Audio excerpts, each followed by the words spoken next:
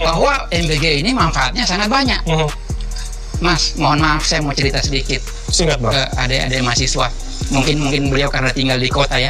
Kami yang tinggal di kampung Sulawesi Tenggara sana, di pulau sana, bayangkan adik-adik kita berangkat ke sekolah menggunakan perahu. Tanpa mereka makan, mereka sampai di sekolah dalam kondisi perut lapar. Mana mungkin mereka bisa belajar dengan baik?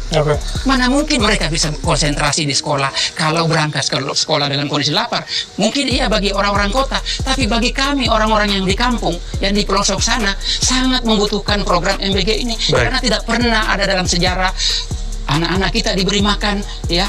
Misalnya kita lihat ya di daerah-daerah pelosok banyak sekali ya anak-anak kita yang tidak mampu. Saya rasa tadi sudah bahkan disebutkan ya bahwa ada sesuatu yang lebih genting sebetulnya dari mengisi perut lapar, yaitu bagaimana anak-anak di daerah yang akses pada sekolahnya itu masih terhambat gitu.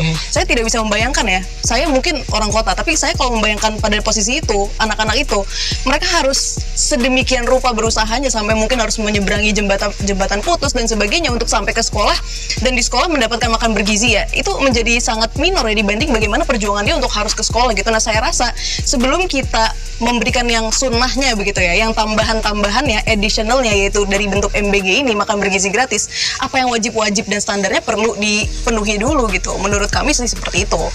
Lucu memang kalau kita melihat program-program besar yang dijadikan prioritas oleh pemerintah hari ini, terutama program MBG yang memang sejak awal sudah bermasalah. Namun baru-baru ini pemerintah menyadarinya soal adanya permasalahan tersebut. Parahnya, sudah tahu ada banyak permasalahan di dalam program MBG ini, mulai dari tata kelolanya yang buruk, tidak adanya payung hukum yang kuat, sehingga kemungkinan ada celah untuk dikorupsi. Bahkan sampai masalah keracunan dengan jumlah yang cukup banyak dan lain sebagainya. Dengan permasalahan tersebut, masih saja program MBG ini dipaksakan untuk tetap jalan. Kan konyol. Anehnya lagi, jubir dari Partai Gerindra sebegitunya mendramatisir sampai menganggap MBG ini sangat penting bagi anak-anak yang ada di daerahnya sendiri. Sedangkan untuk berangkat ke sekolahnya saja anak-anak tersebut harus menggunakan perahu setiap harinya. Saya sangat setuju dengan apa yang dikatakan mahasiswi UI yang merupakan wakil BEM UI tersebut. Untuk akses ke sekolahnya saja, anak-anak ini harus bertaruh dengan nyawanya sendiri hanya untuk mendapatkan makan gratis. Ini kan sangat berbanding terbalik.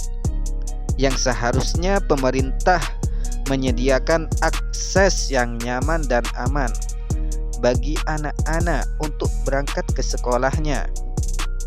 Ini malah mementingkan perut kenyang daripada kenyamanan dan keamanan bagi anak-anak tersebut.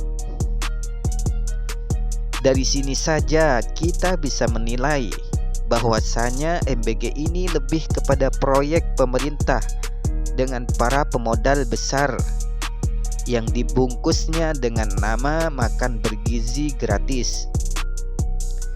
Kalau memang MBG ini program bukan proyek, tentu sejak awal MBG ini sudah dipersiapkan matang-matang, mulai dari tata kelolanya, payung hukumnya jelas, dan pengelolanya memilih orang-orang yang profesional, bukan hasil dari balas budi politik. Dengan begitu, program ini akan diterima dan bahkan didukung oleh masyarakat. Namun kenyataannya program MBG ini tidak seperti itu. Tata kelolanya hancur, payung hukumnya tidak jelas, dan pengelolanya hasil dari balas budi politik, bukan orang-orang yang profesional. Maka yang terjadi seperti yang kita lihat sekarang ini. Ya sudahlah. Jadi teringat kata-kata dari filsuf Samir Zeki. Dia mengatakan, jika politisi menyangkal sesuatu dengan keras, ada kemungkinan besar hal itu akan terjadi.